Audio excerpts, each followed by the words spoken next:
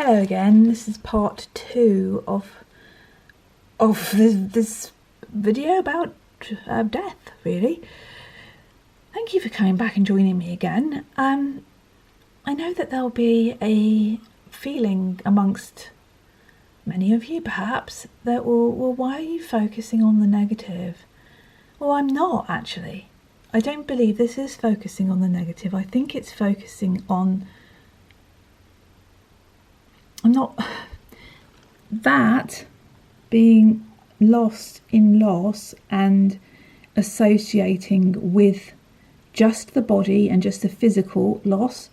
That's kind of negative, because you're not really going beyond just thinking this is all it is, and when you're dead, you're dead. So that I would consider to be focusing on the negative. What I am doing, I hope, please tell me if you think I'm incorrect, is that I am focusing on what comes beyond it. I can't tell you how to deal with it. I can't tell you how I'm not dealing with this loss very well at all. Making these videos is something that I'm finding helpful because it gives me something useful to focus on. However, I am not any kind of authority on how to deal with it.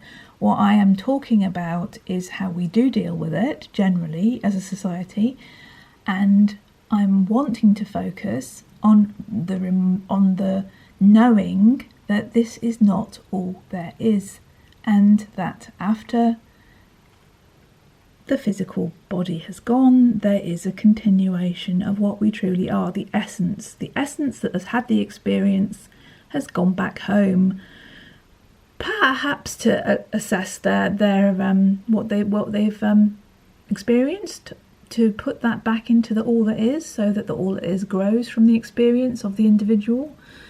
This video isn't really about going into the whole of that. It's just about at least accepting that this is not the end. It doesn't change the fact that you miss that individual that was walking with you in this experience. It doesn't change the feeling of being literally stabbed in the heart over and over and over again, but it does focus away from that towards, well, wherever they are, so will I be, basically.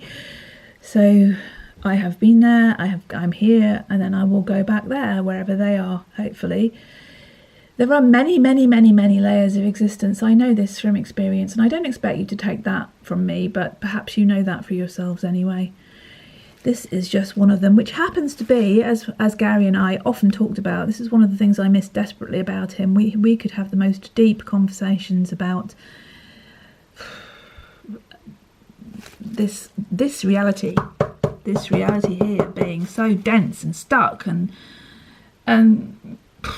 longing for freedom from it, really, because it is so blooming stuck and heavy, and I don't know what's happened to it. Sometimes we used to talk about it being hacked, perhaps, and it's been made a lot more dense and a lot less interactive than it actually should be. I think it should be a much more creative experience with the creator than it actually is. It's become kind of locked down into a solidity that stays the same all the time.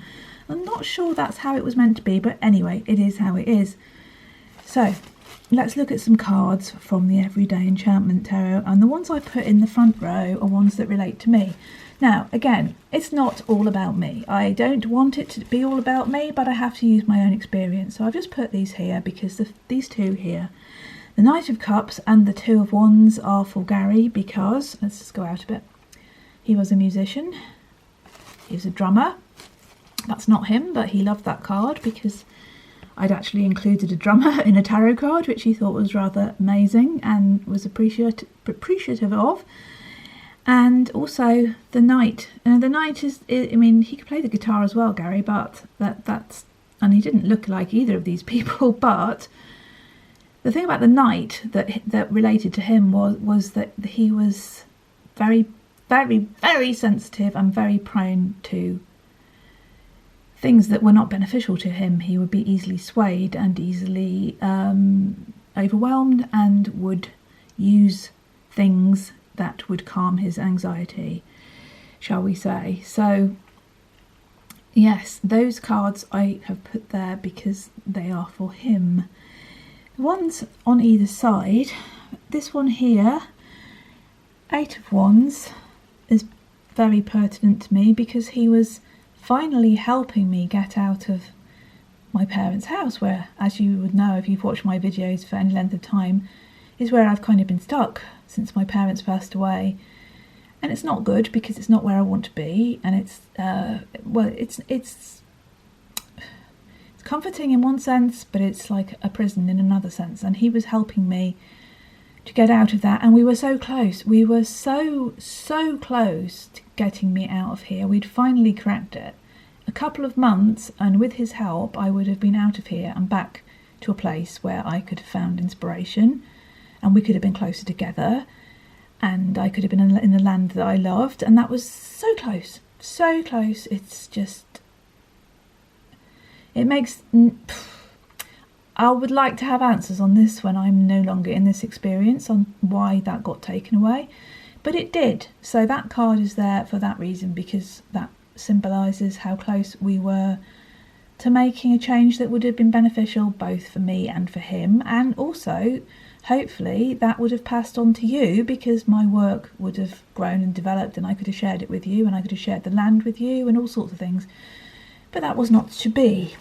And then we have the Lovers card. Now, I know the Lovers card is not literally just about lovers, it's about choice. That's why we've got in the background, we have a young couple and another man kind of leaning into them. It's all about choices as well as about soul union and physical partnerships. But it is kind of pertinent because I had received a text which I'd kept from Gary saying that he wanted to be with me until his last heartbeat, and sadly he was away from me when he passed away. And also well, I don't really want to go into that too much, but I have lost the person that I was closest to, that I was going through life with. No matter how imperfect we both were and how difficult things had been and probably will be again, lots and lots of challenges and things, we were that couple, we were that connected, and to have that taken away is very different. My best friend was also very, very close to me in that way. So I've kind of lost both of them. But I'm not going to dwell on that. I'm going to talk about other things. I'm going to talk about other aspects of how this all hits you, and how I think we can be tempted to rush people through this. When people say, even a week after somebody's passed away, how are you? They're very much expecting you to say that you're okay. Well, I'm not okay, and I will come into why I'm very much not okay as we go through some of the other cards. I've found so many cards that relate to this whole thing. So this isn't a pity party or a poor me, by the way. This is just sort of explaining what we can do to help other people who might be in a similar kind of situation. I hope they're not, but I hope that something can come out of this that will be useful in some way, because it feels very much, you can feel very much like this, very isolated, completely misunderstood. Nobody's hearing what you're saying. You're not fine. You're not fine at all. You feel completely trapped. 8 of Blades. You feel completely and utterly trapped by everything. There's no escape. The worst has happened and you don't know what to do about it. Hopefully, for this person, there will be somebody who will unlock that prison, which can be a mental prison.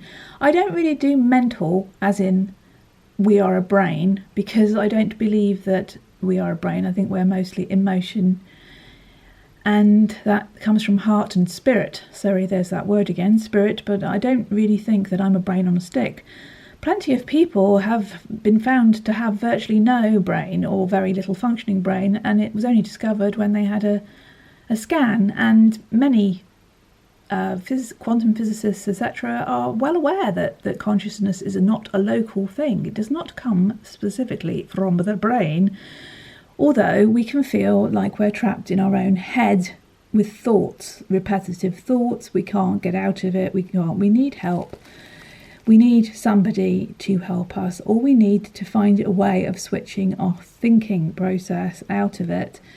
And the Blades card is very much about the thinking process. So that one is, there's so much prison in this one. Bars, windows. It's very much about being trapped in there. And all it really takes is for somebody to reach out. Somebody to see that person from down below, outside the window. Somebody to knock on the door. Somebody to reach out and not be afraid of what she's going through. I think that is it. Don't be afraid of somebody going through something real and authentic and try and steer them away from it or give them some platitudes. Sometimes we just need help. Love, care, not necessarily therapy, because I think that's the first thing that people kind of, yes, well, if you need some bereavement counselling, you need some therapy. No, it doesn't work for everybody. It certainly doesn't work for me. What I need is a hug. I need love. I need somebody to understand and listen to me without trying to steer me away from what I want to say. That might be pertinent for other people too. So let's move along. We've looked at being lost and loss. We've looked at how death is rebirth. The older lady talking to the young girl about the cycles of dying and growing back, but that's a whole topic in itself. We have actually got the crow messenger in that one, in the corner down there. So yes, had to get him or her in. Then we have just the physical anguish, the absolute rending apart of ourselves, being hurt, the hurt of loss. We have the shock of loss, the disbelief. You know, the whole 7 stages of grief, which have been kind of a bit poo-pooed now and rewritten because they don't go in stages. You can feel anger and shock and guilt and utter heartbreak and all sorts of things, all in the space of half an hour. It does not go in a linear state. And if people cannot be understanding about the fact that you might be feeling like this, or that you might be feeling anger, or that you might just be feeling completely blown away by what's just happened, I think we all have this well-meaning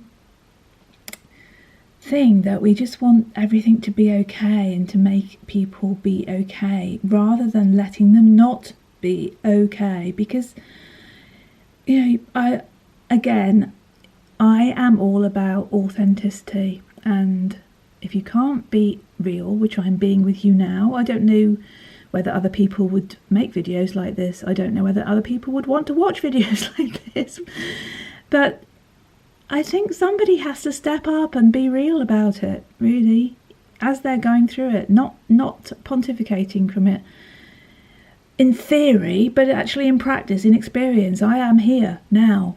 That's why I'm speaking to you, because I am, you might be able to hear it, you know, it's almost kind of, it's a visceral, there's a feeling in me that is just, you know, I cannot believe this has happened. I cannot bear this has happened. The pain is terrible. Even though I understand this process, it still hurts like buggery. Sorry, can't think of another word there. Not a good word really, but still it hurts. It hurts, it hurts, it hurts. Even though I understand this, even though I understand that we're not a physical being, even though I understand that, it's still this. It's still this, you know, and I'm still kind of, you know, trapped in it. Although I'm trying to reach out, but I don't blame anybody. I don't blame anybody for shying away, because people do expect me to go, yes, I'm fine. Oh, it's okay. But I don't. So I don't blame anybody for going, well, actually, Poppy, no, I don't really want to be part of this. So this is why I picked this one. You know, everybody, especially when they get to a certain point in life, i.e. they've got family, they've got all sorts of things going on, they've got elderly relatives, they've got children, they've got whatever going on. They've all got their own 5 of Wands, they've all got their own stuff to deal with and they really don't want to get involved.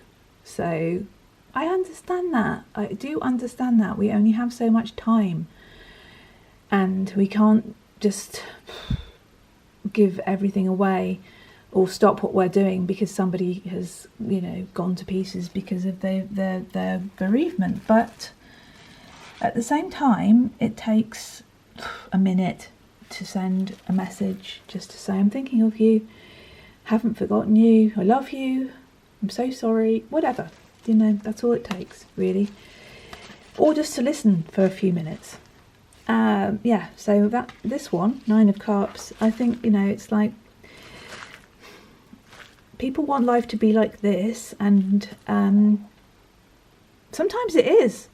And maybe it is for other people at this present moment, and they don't really want to spoil that with a bit of that. So, yeah, I understand that too. And I understand this, 2 of Blades, like, this is not happening, I'll just back off because somebody else will deal with it. It's not my problem. Somebody else will deal with it. The person that's bereaved must have somebody else that is dealing with it, and it's not me. So, yeah. I'm absolved. I've got my own problems to deal with. I'm absolved. So then we look at this one. This is the people that are unexpected. The helping hands that come from people that you don't even hardly know, which has happened to me. People that I've thought would be there are not. This has happened all the way through my 4 bereavements, It's the people that you don't expect who offer you the most. They're like, for want of a better word, they're like angelic spirits for a time. They are prepared to put, because they've got hectic lives too, they've got all sorts of things going on, but they, for some reason, are prepared to put themselves aside and to make that little bit extra effort and to bring you some food or to just send you a message. Those people exist, and I would heartily encourage anybody to be the star. And the star also reminds us of source, of the ultimate source that we're going back to, and the fact that it exists, and that is a place of kindness and compassion and acceptance and love. And that's what that reminds us of too. This one, the moon, reminds us of the fact that it can drive you a little bit mad. Grief. And people should be patient, if they can be, with the fact that you may have days or hours or minutes of when you just are completely mad with grief. And that's okay too. It's okay to just go completely haywire because of it just gets too much. And hopefully you've got somebody to hold you and to tell you that it's okay and you're okay, and not try and, well, not offer platitudes, but just to be with it, without fear. The moon is that whole deep hidden aspect, to be with it without fear, and not to try and make the whole of the death thing into something that is like, it's a celebration of life. Well, yes, it is. A funeral, yes, it can be a celebration of life. But don't do that at the cost of actually really going deep and feeling what's behind that and trying to gloss over it, because, sooner or later it will bite you on the bum. That's all I can say. And what everybody needs is this. They need the 3 of Cups. They need people who know them, who will come close without fear and will be there. They can't do anything. They can't make it any better necessarily, but they are there with their love, and it does not falter. I am not going to say anything about this, but I am probably, if you watch one of my videos, which is a garage eulogy, you'll understand that I do not have that. Not as I should. Anyway, that is veering towards being poor me, and I do not want it to be about that. But yeah, that's my encouragement, to get close to people. Whoops, and my sticky gloves. Right, yes, we can feel like this. Yeah, funny situation, sort of, that people feel like you're being angry with them because I've had so many kind of excuses and things made. Well, I can't do this because I've got this and this and this and this, and so I know, I say, well, okay, and then, oh, but you're angry with me because I can't. No, I'm it's it's very easy to get. I think this is more from the point of view of the not necessarily from, well, it could be either. It could be the person that is bereaved feeling like they're being put upon and misunderstood and paranoid, or it could be from the people that are trying to help, thinking, oh, but I'm only trying to help, but I can't help you, I can't, because I've got this and I've got that and I've got, and now you're angry with me because I can't. Oh, it's not about you. It's never about you. It's about this person. Yeah, so this one quickly, because we're running out of time. This one is obviously about, this is the Knight of Blades. This was about listening, not just yakking over somebody because you're awkward and embarrassed and want to fill the silences. Listen to the bereaved person. Oh, there's too many cards here. This could be a part 3 and I didn't really want to do that. Let's see what's important. Yes, we can become the Hermit. We can become the man in the 4 of Blades. We can go and hide ourselves away because really feeling kind of no one's going to understand this, and sometimes that's, you know, just what's necessary. There will be periods of hermeticism as part of your bereavement, but ultimately you need to remember that we are connected to all beings, and this reminds us again that ultimately everything is connected. We are all one, and we will go back to that oneness. But while we're here, we do still need physical support and love. Love, love, love, love, love. Like this. Going towards, this is the Empress. Going towards people with your arms open, even though you're going to find it a little bit embarrassing or awkward. And that person might cry on you and so forth, but you know, the Empress is a wonderful example. Yes, and we need strength, obviously, and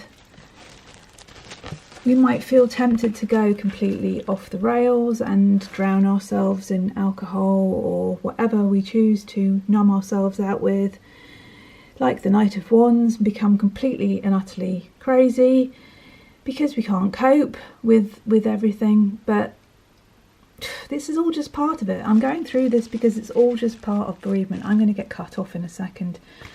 Maybe I'll just do a quick part 3. I'm so sorry, I did not mean to do this, but I feel like I'm rushing through this now and I'm losing my focus on what I wanted to say. So part 3, and it will be a short part 3. Don't blame me if you don't come back. But thank you so much. At least it gives me time to go through my cards with you as well, which is lovely. Okay, bye for now.